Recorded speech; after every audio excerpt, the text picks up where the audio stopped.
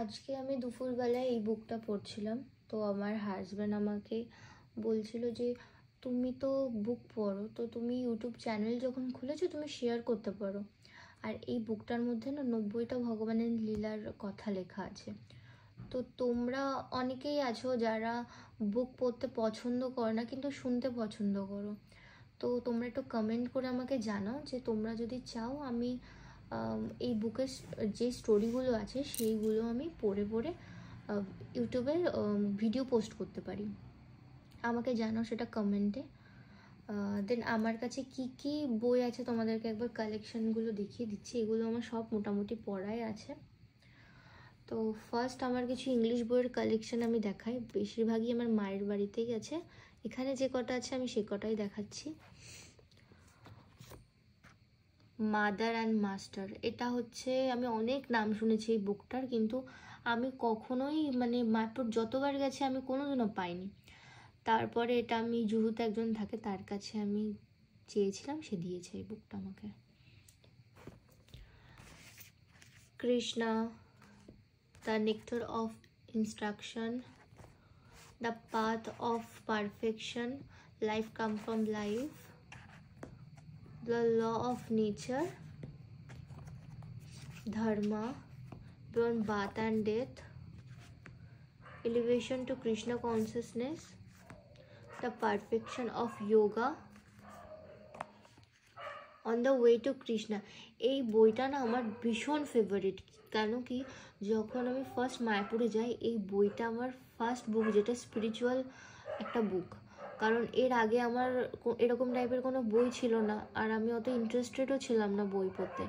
এটাই সে first book যার জন্য আমার এতগুলো বই কেনার মতো মানে সে ইন্টারেস্ট এসছে। তো এটা খুব ভালো। তারপরে আছে জন্ম মৃত্যু পারাপার। এই বইটা লাইফ কাম ফ্রম লাইফের বেঙ্গলি ভার্সন। শ্রী ঈশোপনিষদ, শ্রী উপদেশামৃত, রামায়ণ, সীতার উদ্ধার। এটা শুধুমাত্র সীতার উদ্ধার, সীতা মাতার উদ্ধারের কাহিনীটাই আছে। গৃহস্থ কেমন হবেন, প্রভুপাদ। এই বুকটা আমি গীতার সাথে পেয়েছি। ঈশ্বরের সন্ধানে, অনুপম উপহার,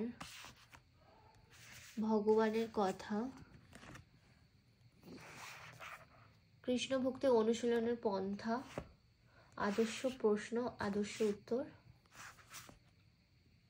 কৃষ্ণ বড় দয়াময়, অষ্টতর শতনা, বৈষ্ণব কে। এটার কিছুটা পেজ আমি পড়েছি আর বেশিরভাগ পড়া হয়নি, কারণ সবে স্টার্ট করেছি বইটা। বিরোহিনী শ্রী রাধিকা, সুখী গৃহস্থ জীবন, আর একটি সুযোগ, আত্মলাভের পন্থা, কুন্তিদেবীর শিক্ষা। এই বইটা ভীষণ ভালো। আর এই বইটা তো বললাম যে আমি এই বুকটা তোমাদেরকে আমি পড়ে পড়ে শোনাতে পারি। এই বইটা ভীষণ ইন্টারেস্টিং, যেহেতু ভগবানের 90টা লীলা আছে আর সব প্রভুপাদের লেখা। খুব ভালো এই বুকটা। আর এই গীতা তো সবার আছে, শ্রীমদ্ ভগবত গীতা বাড়িতে। আমার এটা অনেকগুলো ছিল, আমি অনেকে দান করেছি। আর আমার কাছে দুটো আছে, একটা আমার কাছে আর একটা ওই বাড়িতে আছে। শ্রীমদ্ ভগবতম, এটার সবকটা স্কন্ধই আমার কাছে আছে, কিন্তু পড়া হয়নি।